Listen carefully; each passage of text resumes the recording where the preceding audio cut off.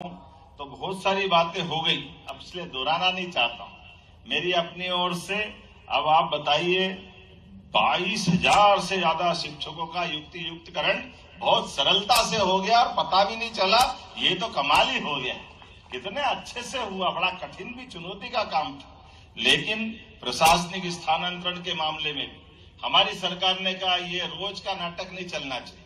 शिक्षक को पढ़ाने के लिए विद्यालय में अनुकूल माहौल मिले, इसलिए स्थानांतरण ये पनिशमेंट नहीं होना चाहिए, आवश्यकता के हिसाब से बहुत ज्यादा जरूरी है तो कर दो। मुझे इस बात की प्रसन्नता है, हमने इसमें सख्ती रखते हुए नगण्य आधार पर स्थानांतरण वाले मामले में कोशिश की।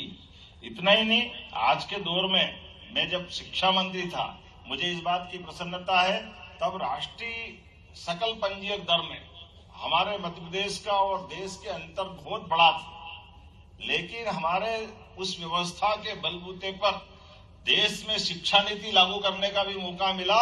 तो सबसे पहले शिक्षा नीति लागू हुई है मध्य प्रदेश में। हमें इस बात की प्रसन्नता है, उच्च शिक्षा के माध्यम। जब उच्च शिक्षा में शिक्षा नीति लागू हुई, व्यवस्थाएं लागू हुई, तो स्कूल शिक्षा में मुझे थोड़ी कसक रहती थी, अरे ये थोड़ा सा अभी हमारा कमजोर पक्ष है।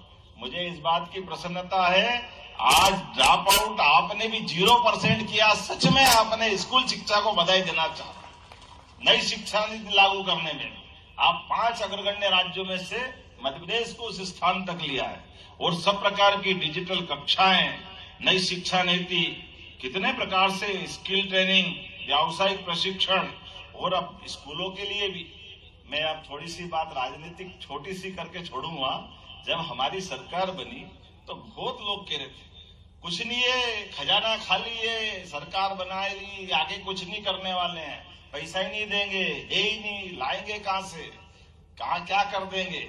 मित्रों, मुझे इस बात की प्रसन्नता है, हमारी सरकार ने तय किया कि हमारे द्वारा व्यवस्थाओं में भी सुशासन लाएंगे, आर्थिक रूप से भी मध्य प्रदेश को सशक्त बनाएंगे, और कोई व्यवस्था में कमी नहीं होगी।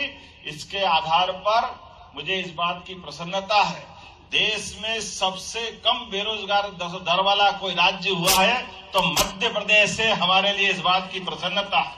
देश के 3 राज्यों में से, और हमसे जो आगे भी है, उनकी आबादी देखो।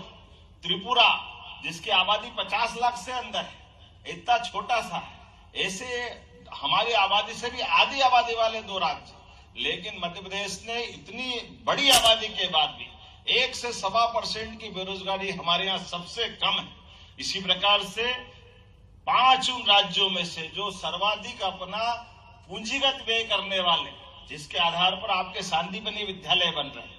मुझे इस बात की प्रसन्नता है कि सांदीपनि विद्यालय बनाने के लिए जो माननीय रावदेव प्रताप सिंह जी ने कहा है, कहा तो 2 कमरे के लाले पड़ते थे, और क्या भवन बन रहा है। ऐसा आनंद आता सांदीपनि विद्यालय देख करके कि 56 इंच का सीना हो जाता अपने सबका। कितना बढ़िया भवन है जहां सांदीपनि विद्यालय बनता है।